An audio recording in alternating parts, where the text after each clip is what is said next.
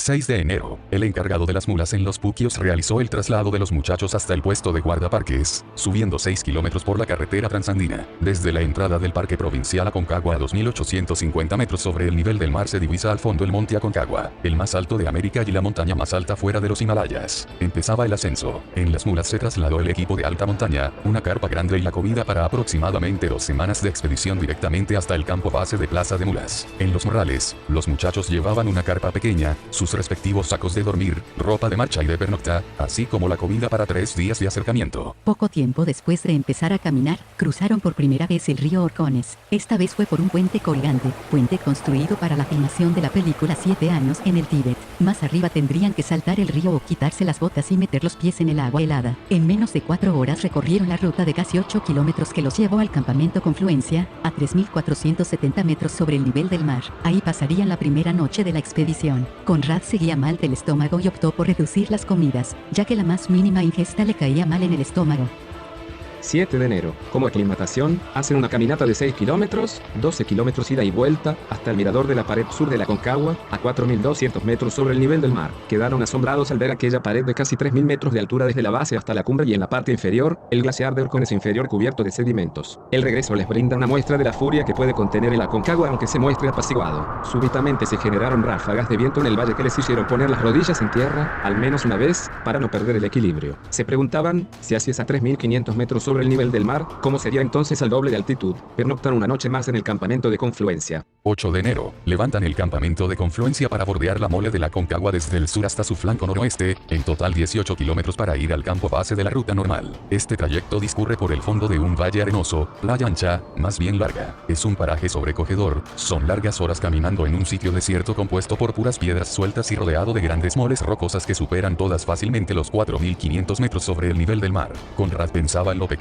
que es el ser humano y en por primera vez sentir a Dios con toda su grandeza.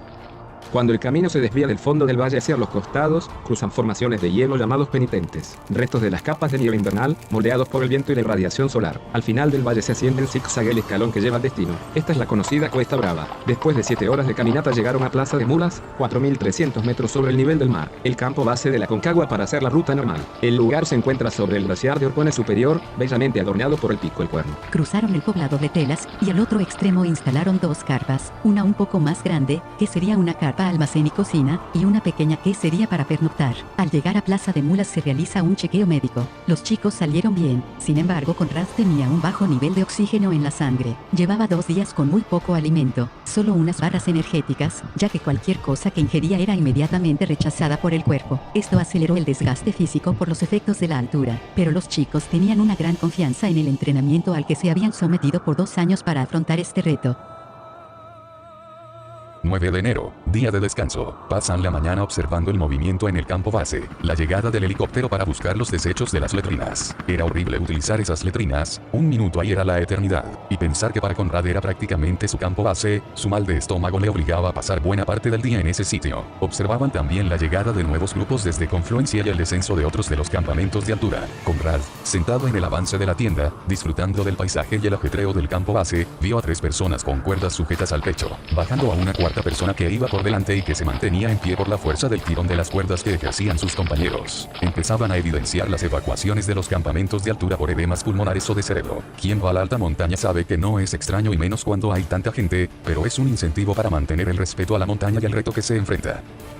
El clima era perfecto. Desde que entraron al parque los cielos eran completamente azules y el viento suave. Incluso los chicos oyeron al piloto del helicóptero decir que el clima estaba asquerosamente perfecto. Una de las pesadillas en el Aconcagua es el mal tiempo y la formación del hongo en la cumbre. A veces sopla un fuerte viento de altura desde el oeste, que afecta la parte más alta de la montaña, a más de 5.500 metros sobre el nivel del mar, que crea una gran nube con forma de hongo constituida por microcristales de hielo. Incluso con buen tiempo en Plaza de Mulas, la presencia del hongo es una señal de fuerte viento y nieve en la altura. Entrar en este sistema puede ser muy peligroso. Es imperativo abandonar el sector superior de la montaña cuando se detecta la inminente formación.